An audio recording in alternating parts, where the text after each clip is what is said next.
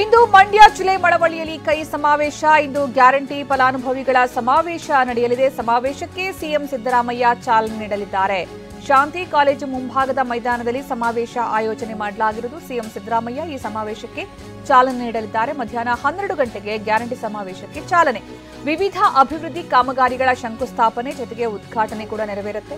482 ಕೋಟಿ ರೂಪಾಯಿ ವೆಚ್ಚದ ಕಾಮಗಾರಿಗಳ ಶಂಕುಸ್ಥಾಪನೆ ಇವತ್ತು ನೆರವೇರುತ್ತೆ. ವಿವಿಧ ಅಭಿವೃದ್ಧಿ ಕಾಮಗಾರಿಗಳ ಶಂಕುಸ್ಥಾಪನೆ ಜೊತೆಗೆ ಉದ್ಘಾಟನೆಯೂ ಕೂಡ. ಸುಮಾರು 482 ಕೋಟಿ ರೂಪಾಯಿ ವೆಚ್ಚದ ಕಾಮಗಾರಿಗಳ ಶಂಕುಸ್ಥಾಪನೆ. ಬರೋಬ್ಬರಿ 20,000 ಜನ ಕೂರೋದಕ್ಕೆ ಆಸನಗಳ ವ್ಯವಸ್ಥೆಯನ್ನ ಮಾಡಲಾಗಿದೆ. ಚುನಾವಣಾ ಪೂರ್ವವಾಗಿ ಗ್ಯಾರಂಟಿ ಯೋಜನೆಗಳ ಫಲಾನುಭವಿಗಳ ಜೊತೆಗೆ ಬೃಹತ್ ಸಮಾವೇಶ. ಇನ್ನು ಕಾರ್ಯಕ್ರಮದ ಸುತ್ತ ಬಿಗಿ ಪೊಲೀಸ್ ಬಂದೋಬಸ್ತನ್ನು ಕೈಗೊಳ್ಳಲಾಗಿದೆ. ಶಾಂತಿ ಕಾಲೇಜು ಮುಂಭಾಗದ ಮೈದಾನದಲ್ಲಿ ಸಮಾವೇಶ ಆಯೋಜನೆ ಮಾಡಲಾಗಿರೋದು ನಾವೀಗ ದೃಶ್ಯದಲ್ಲಿ ಗಮನಿಸಬಹುದು ಯಾವ ರೀತಿ ಸಿದ್ಧತೆ ಆಗಿದೆ ಅಂತ.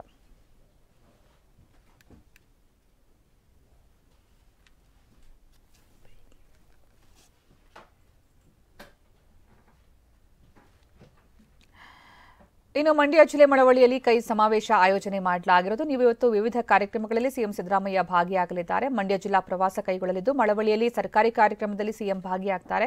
ಅದಾದ ನಂತರ ವಿವಿಧ ಕಾರ್ಯಕ್ರಮಗಳು.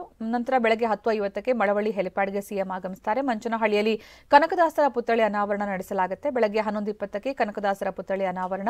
ಬೆಳಗ್ಗೆ 11:50ಕ್ಕೆ ಕನಕದಾಸರ ಕಟ್ಟಡಕ್ಕೆ ಶಂಕುಸ್ಥಾಪನೆ ನೆರವೇರಿಸಲಾಗುತ್ತೆ. ಎನ್ಇಎಸ್ ಬಡಾವಣೆಯಲ್ಲಿ ಕನಕದಾಸರ ಕಟ್ಟಡಕ್ಕೆ ಶಂಕುಸ್ಥಾಪನೆ. ಅದಾದ ನಂತರ ಮಧ್ಯಾಹ್ನ 12:15ಕ್ಕೆ ಈ ಸಮಾವೇಶದಲ್ಲಿ ಅವರು ಭಾಗಿಯಾಗ್ತಾರೆ. ಮಧ್ಯಾಹ್ನ 1:30ಕ್ಕೆ ಮೈಸೂರು ಏರ್ಪೋರ್ಟ್ಗೆ ಪ್ರಯಾಣಿಸಲಿದ್ದಾರೆ.